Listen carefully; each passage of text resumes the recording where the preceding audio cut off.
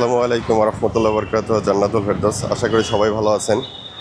Thumbnail দেখেই বুঝতে পারছেন যে আমি কোথায় আছি এবং কোথায় যাচ্ছি। আজকের ডেস্টিনেশন ঢাকা টু সিঙ্গাপুর। একটি আধুনিক স্বপ্নপুরী।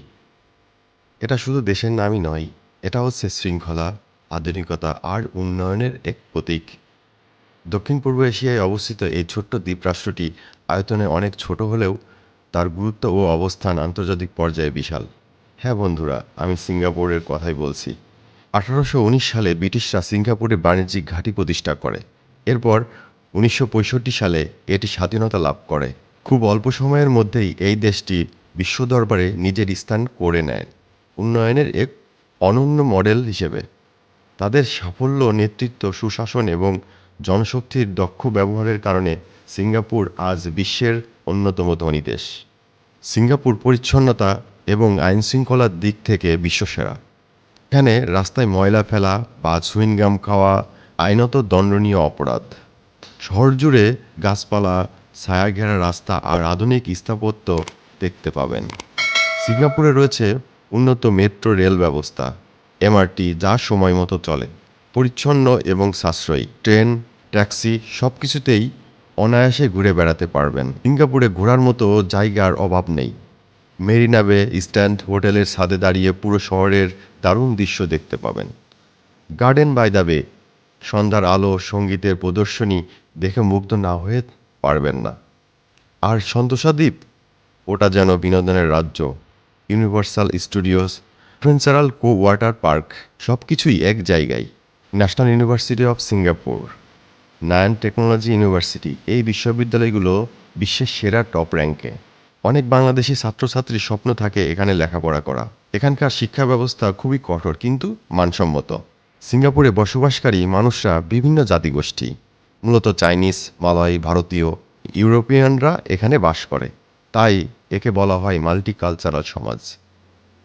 এই ভিন্নতাগুলো সিঙ্গাপুরকে করেছে আরও বৈচিত্র্যময়। বিভিন্ন ধর্ম, ভাষা, সংস্কৃতি একসাথে মিলেমিশে একটি ভারসাম্যপূর্ণ পরিবেশ তৈরি করেছে। ইংরেজি, চাইনিজ, মালয় ও তামিল, চারটি ভাষা এখানে সরকারি ভাষা হিসেবে স্বীকৃত। বিশ্বের বড় বড় কোম্পানির হেডকোয়ার্টার এখানে অবস্থিত। ফাইন্যান্স, লজিস্টিক্স, হসপিটাল, মেডিকেল, সবখানে রয়েছে প্রচুর সুযোগ। বাংলাদেশ থেকেও হাজার হাজার মানুষ এখানে কাজ করছেন। তাদের পাঠানো রেমিটেন্স আমাদের অর্থনীতিতে বড় ভূমিকা রাখে। তবে হ্যাঁ, সব কিছুই যেন ভালো দিক আছে, তেমন কিছু চ্যালেঞ্জও রয়েছে। সিঙ্গাপুরে জীবনযাত্রার খরচ অনেক বেশি। বাসা ভাড়া, খাবার এবং দৈনন্দিন খরচ সব কিছুতেই তুলনামূলক ব্যয়বহুল। তাই এখানে বসবাস করতে হলে স্মার্টভাবে খরচ এবং পরিকল্পনা করতে হয়। সিঙ্গাপুর এমন এক দেশ যেখানে স্বপ্ন দেখা যায়, পরিশ্রম করে সফল হওয়া যায় আর পৃথিবীর সেরা সুযোগগুলোর মুখোমুখি হওয়া যায়। ছোট আয়তন কিন্তু বিশাল বড় মন মানসিকতা ও লক্ষ্য নিয়ে সিঙ্গাপুর আজ বিশ্বের কাছে একটি উদাহরণ। এই সিরিজে দেখানো হবে সিঙ্গাপুরের ট্যুরিস্ট ভিসা করা থেকে শুরু করে হোটেল পর্যন্ত, কিভাবে আপনি যাবেন, কিভাবে এয়ার টিকিট কাটবেন, কিভাবে ট্যুরিস্ট ভিসা করবেন, সব কিছু এই ভিডিওতে দেখানো হবে। চলুন তাহলে আমরা ভিডিও শুরু করি। আমাকে ড্রপ করতে আমার ছোট ভাই আলামিন আসছে। ঠিক আছে, ইনশাল্লাহ দেখা হবে অন্যান্য ভিডিওগুলোতে, বুঝতে পারবেন যখন আমরা মোটো ব্লগে ইনশাল্লাহ ঢুকবো, তখন নিয়মিত দেখতে পাবেন আমার এই ভাইটাকে। আচ্ছা, এখন ভাইয়ের সাথে বিদায় দেই। আল্লাহ ভরসা। আল্লাহ হাফেজ। আল্লাহ হাফেজ। শুভকামনা রইল, ভালো মতো ঘুরে আসেন ইনশাআল্লাহ। ঠিক আছে, তো ভালো থাকেন।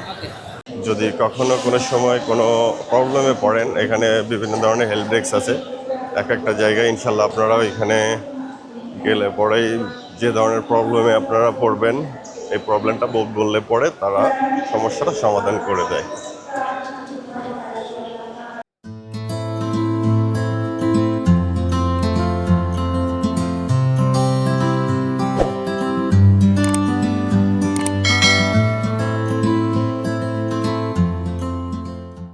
ল্যাপটপটা লাগেজের মধ্যে ল্যাপটপটা থাকার কারণে এই যে ল্যাপটপটা থাকার কারণে আসলে আমাকে বলছে যে লাগেজ থেকে ল্যাপটপটা বের করে রাখতে। তো অবশ্যই আপনারা যারা আছেন তারা ল্যাপটপ বা ইলেকট্রিক ডিভাইস লাগেজের মধ্যে রাখবেন না, অন্য একটা ব্যাগ ট্যাগ ব্যবহার করবেন, ঠিক আছে?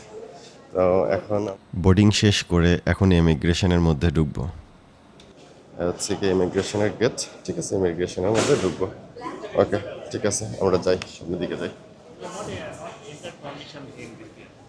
আমাদের 6 নম্বর। ইমিগ্রেশন থেকে আমাকে কয়েকটা কোশ্চেন করলো, তার মধ্যে আমি কি কাজ করি এবং কোথায় থাকি, কতদিনের জন্য সিঙ্গাপুরে যাচ্ছি এবং কবে ব্যাক করব, এবং আমার ফ্রিল্যান্সিং আইডি কার্ডটা চেক করলো, এরপর আমাকে ছেড়ে দিল।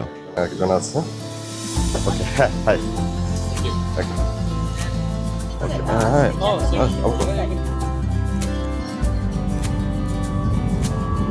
আমি আজই দেখলাম সর্বপ্রথম যে সঠিক টাইমে বিমানটা ছাড়লো। আমাদের এই বিমানটা ছিল মালয়েশিয়ান এয়ারলাইন্স MH103। দুপুর 12:15 এটা ছাড়ার কথা ছিল এবং সঠিক টাইমেই ছেড়েছে। সিঙ্গাপুরে যাওয়ার আগে অবশ্যই একটা জিনিস মাথায় রাখবেন, সেটা হচ্ছে এটা করে নিয়ে যাবেন SG অ্যারাইভেল কার্ড। এটা যদি করা না থাকে তাহলে কিন্তু অনেক প্রবলেমে পড়বেন, এবং অবশ্যই সব ধরনের কাগজ এবং ডকুমেন্টসগুলো সাথে রাখবেন, তাহলে ইমিগ্রেশন কখনো কোনো প্রবলেম করবে না। Coffee, just water for you. Juice, Orange or apple? Orange. মাঝ আকাশে ওঠার সঙ্গে এই বিমানবালা কিছু খাবারের ব্যবস্থা করেছে। আসলে এটা নিয়মিতই করে থাকে, যেহেতু এখন লাঞ্চ, তো লাঞ্চ নিয়ে আসছে ওনারা। তো আমি খাবার অর্ডার করলাম যে আমি এইগুলো খাবো, তো তারা পরিবেশন করলো এবং খাওয়াটা খুবই ভালো ছিল। মানে খাবারটা এতটাই ভালো ছিল, অন্যান্য ফ্লাইট থেকে মালয়েশিয়ান এয়ারলাইন্স যে এত ভালো খাবার দেয় এটা আমার জানা ছিল না। খাবার শেষ করে একটা ছোট্ট একটা ঘুম দিলাম, যেহেতু 4 ঘন্টার একটা ফ্লাইট। তো ঢাকা থেকে মালয়েশিয়া থেকে আমি সিঙ্গাপুরে যাব, কারণ আমার মালয়েশিয়াতে ট্রানজিট ছিল। আমার 2টা দেশের ভিসা থাকার কারণে আমি মালয়েশিয়াতে ট্রানজিটটা নেই। তো আমার এই মালয়েশিয়ান এয়ারলাইন্সে সর্বপ্রথমে যাব হচ্ছে ঢাকা থেকে মালয়েশিয়া থেকে সিঙ্গাপুর, এবং সিঙ্গাপুর থেকে মালয়েশিয়া থেকে ব্যাক করব ঢাকাতে। তো এই জন্য আমি একই ফ্লাইটে আমি টিকিটটা কাটা হয়। এই জন্যে আমার ট্রানজিটটা মালয়েশিয়াতে করছে যাওয়ার সময়। আসার সময় একদম সিঙ্গেল ফ্লাইটে আমি চলে আসছি। আমার 2টা দেশের ভিসা, মালয়েশিয়া এবং Singapore, air ticket, hotel booking এবং SGA কার্ড, এই সবগুলোই করে দিয়েছে roaming tour and travels. Roaming tour and ট্রাভেলসের নাম্বার আমি ডেসক্রিপশন বক্সে দিয়ে রাখবো, আপনারা চাইলে তাদের সাথে যোগাযোগ করতে পারেন। তাদের সেবা এবং মান সব কিছুই অনেক ভালো। 2টা দেশের ভিসা করতে আমার টোটাল 10,000 টাকা খরচ হয়েছিল, এবং এয়ার টিকিটের জন্য খরচ হয়েছিল 58,057 টাকা, কারণ আমি 1 মাস আগে এই টিকিটটা করে রেখেছিলাম। যত আগে আপনার টিকিট কাটবেন তত টাকা কম পড়বে, এটা আমার নিজের এক্সপিরিয়েন্স থেকে পেয়েছি। এখানে প্রায় 5 ঘন্টা মালয়েশিয়াতে আমার থাকতে হয়েছে, 4 ঘন্টা 50 মিনিট, ধরুন প্রায় 5 ঘন্টা। এই 5 ঘন্টা মালয়েশিয়ার প্রত্যেকটা যে প্ল্যাটফর্ম, 2টা প্ল্যাটফর্ম আছে, 2টা প্ল্যাটফর্মে আমি পুরাটা প্ল্যাটফর্ম ঘুরে দেখেছি। আসলে খুবই মনোরম পরিবেশ, এবং দেখলে আসলে আপনারা আসলে বুঝতে পারবেন যে এখানকার পরিবেশটা কেমন। আমার পরবর্তী ফ্লাইট ছিল 18:15 এটা মালয়েশিয়ান টাইম। এখান থেকে আমি চলে যাব সিঙ্গাপুরে। তো এর জন্য পরবর্তী ফ্লাইটে ওঠার জন্য প্রস্তুতি চলছে। আচ্ছা, যাই হোক, এখন সরাসরি ডাইরেক্ট সিঙ্গাপুর যেয়ে কথা হবে। এখানে আর কি কথা বলবো, অলরেডি কথা বলতে বলতে চলে আসছি। তবে আজকে প্রচুর পরিমাণ মানে জার্নি হয়েছে। তবে এরকম জার্নি অ্যাভেলেবেল করেও থাকি, কিন্তু আসলে এয়ার জার্নিটা তো বেশি একটা হয় না। তবে আশা করি একটা ভালোই হচ্ছে। হ্যাঁ, এর আগে যখন আমি থাইল্যান্ডে গিয়েছিলাম এর চাইতে বেশি জার্নিটা করা হয়েছিল। তো এটা কিছু না, তখন ফ্যামিলি ছিল। এখন এইবার ফ্যামিলিটা এবার নিয়ে আসি নাই, তবে ইনশাল্লাহ সামনের বার আবার ফ্যামিলি সহ যাবে। তো খাবার দিয়েছে, ওই খাবারের আইটেমটা দেখাচ্ছি আপনাদের যে কী কী ধরনের খাবার এখানে দেয়। হচ্ছে কি বাদাম, এটা হচ্ছে কেক, একটা টিস্যু পেপার আর একটা পানির বোতল। এই হচ্ছে খাবার, যেহেতু 1 ঘন্টার ফ্লাইট, এটা জাস্ট একটা হালকা নাস্তা দিয়েছে। এখন মনে হলো যে খুব তাড়াতাড়ি চলে আসলাম। উপর থেকে সিঙ্গাপুরের শহরটা দেখা যাচ্ছে, রাতের যে একটা মনোরম পরিবেশ, এটা খুবই ভালো লাগছে দেখতে। আমার সিঙ্গাপুরে এই প্রথম আসা।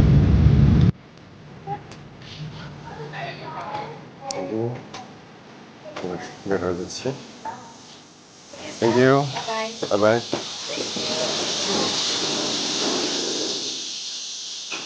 থ্যাংক ইউ এয়ারপোর্টে অনেক করেছি। এয়ারক্রাফট থেকে নেমেই আমি দেখি যে প্রত্যেকটা জায়গায় সাইনবোর্ড দেওয়া আছে এবং সাইনবোর্ডে লেখা আছে কিভাবে কোথায় যেতে হবে, এবং ওই অনুপাতে আমি ইমিগ্রেশন পর্যন্ত চলে আসছি। কাউকে আমি কোনো কিছু জিজ্ঞাসা করতে হয়নি। ইমিগ্রেশনের সামনে এটা সম্পূর্ণ ইলেকট্রিকভাবে ইমিগ্রেশন কমপ্লিট করতে হয়েছে আমাকে। এখান থেকে আমি শুধু আমার পাসপোর্ট এবং দুইজন ইমিগ্রেশন পুলিশ ছিল, সে আমাকে কয়েকটা কোশ্চেন করছে যে কোথায় আপনি থাকবেন, আপনার হোটেল বুকিং আছে কি না, এবং আপনার কবে ব্যাক করবেন, এবং আপনি কি কাজ করেন, সেই কাজের যে ডকুমেন্টস, সেই ডকুমেন্টসগুলো তাদের কাছে শো করলাম। আমাকে আর কোনো কথা বলতে হলো না, সুন্দরভাবে আমাকে বললো যে ওয়েলকাম। ঠিক কথা, লাকাজটা হাতে পাইলাম এবং অস্থির একটা বাতা পাচ্ছি। সেটা কি, আমার হাতে যে ল্যাপটপটা ছিল, সেই ল্যাপটপটা খুব বিরক্ত করছে। এখন লাকাজের মধ্যে তুলে এনেছি। তো নেক্সট টাইম যে ভুলটা কাজ করছে, সেই ভুল কাজটা আর কখনো করবো না আশা করি। ওকে, এখন আমি এক্সিট হবো। এক্সিট হওয়ার রাস্তাটা এটা। চাঙ্গি এয়ারপোর্ট থেকে আমি বের হয়েই গ্রাব কল করলাম। এখানে একটা কথা, আমি এখানে এসে কোনো সিম কিনি নাই। তো সিম না কেনার কারণটা হচ্ছে, আমি যখন বাংলাদেশ থেকে আসি তখন আমার সিমটা রোমিং করে নিয়ে গিয়েছিলাম, এই জন্য ইন্টারনেট আমার জন্য এখানে অ্যাভেলেবেল ছিল, এই জন্য সিম কিনতে হয়নি। আমি গ্রাব কল করলাম, গ্রাবে একটা ট্যাক্সি আসলো, আসার পর আমাকে সরাসরি হোটেলে নিয়ে আসে চলে আসলাম। এই হোটেলের নাম ব্যালেন্স ইন। এটা কালাং জায়গায়, সিঙ্গাপুর এয়ারপোর্ট, চাঙ্গি এয়ারপোর্ট থেকে 10-15 মিনিটের রাস্তা। এটা খুবই কাছে ট্যাক্সিতে আসলে। এখানে একটা মজার ঘটনা ঘটেছে, সেটা হচ্ছে এই ধরনের বুকিং আমি কখনো আসলে পাইনি। কারণ এখানে সম্পূর্ণ ইলেকট্রিক ডিভাইসে বুকিং চলছে। কারণ এখানে আমি আগে থেকেই বাংলাদেশ থেকে যখন আসি তখন আমি এই হোটেলে বুক করে এসেছিলাম এবং ফুল টাকা পে করে এসেছি। এখানে 35,850 টাকা আমি 7 দিনের জন্য আমি এটা রুমটা বুক করি। তো এখানে যে অপশনগুলো দেখছেন সম্পূর্ণ ইলেকট্রিকভাবে এটা পুশ করতে হয়। এখানে হোটেল বুকিং, পাসপোর্ট স্ক্যান এবং আমার ফেস স্ক্যান করার পরবর্তীতে আমাকে ছোট্ট একটা কার্ড দেয় এবং এই কার্ড নিয়ে আমাকে রুমে উঠতে হবে। চলুন দেখতে থাকি। আরেকটা বিষয়, যখন আপনারা দেশের বাইরে ট্রাভেল করবেন তখন অবশ্যই আপনারা একটা ডুয়েল কারেন্সি বা মাল্টি কারেন্সি কার্ড ব্যবহার করবেন। সেক্ষেত্রে অনেক ধরনের সুবিধা এই কার্ড থেকে পাওয়া যাবে। যেমন আমি যখন টাকা সব কিছু ডকুমেন্টস পাঁচ করেছি, পাঁচ করার পরবর্তীতে আমাকে যখন কার্ডটা দেবে, আমাকে যখন কার্ড দেবে তখন আমাকে বলছে যে এখানে সিঙ্গাপুর $65 ডিপোজিট রাখ। এটা যখন আমি হোটেল থেকে বের হয়ে যাব, এটা আবার আমি ব্যাক পাবো। তো দ্যাটস ওয়াই এখানে যদি কার্ড না থাকে তাহলে কিন্তু আসলে হোটেলে প্রবেশ করতে পারবেন না। কারণ এখানে কোনো রিসিপশনে কেউই নেই। আমার এই হোটেলে পৌঁছেছি হচ্ছে রাত 1টা থেকে 2টার মধ্যে আসলে ওই টাইমটা আমি জানি না যে কোন টাইমে আমি গিয়েছি, ঠিক আছে? তো সেক্ষেত্রে ওই সময় অনেক ধরনের সমস্যায় পড়তে হতো যদি আমার কাছে মাল্টি কারেন্সি কার্ড না থাকতো। এরকম, এই কার্ডটা দেখতে এরকম। এই কার্ডটা যখন আমি এখানে পজ করব, দরজা খুলে গেল। দরজা খুলে গেলে এখানে পজ করলে আমি ভিতরে ঢুকতে পারছি।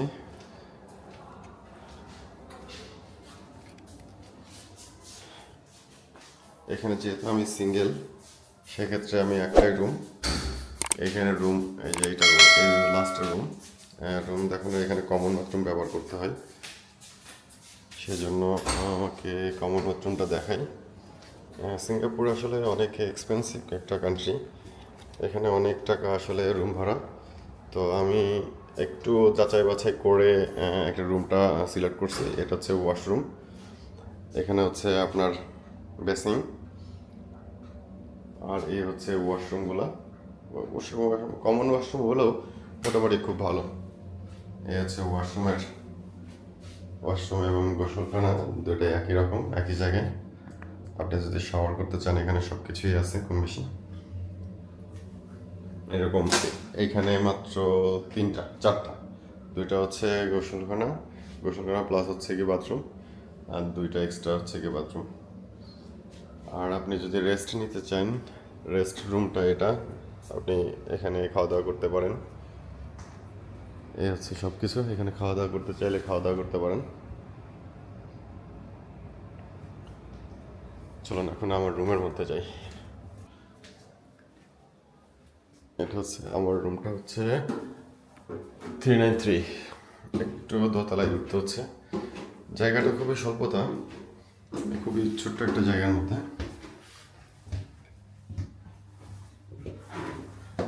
এখানে কার্ড পাঞ্চ করলে দোকানের মধ্যে সিঙ্গাপুর এমনিতেই বেশ ভেরি ভেরি এক্সপেন্সিভ জায়গা।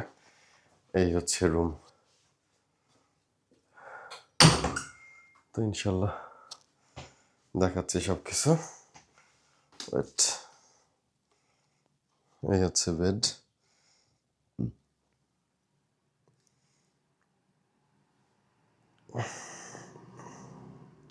এই হচ্ছে বেড এখানকার। ওকে, আমি একটু রেস্ট নিতে হবে, ইনশাল্লাহ পরে কথা হবে আবার।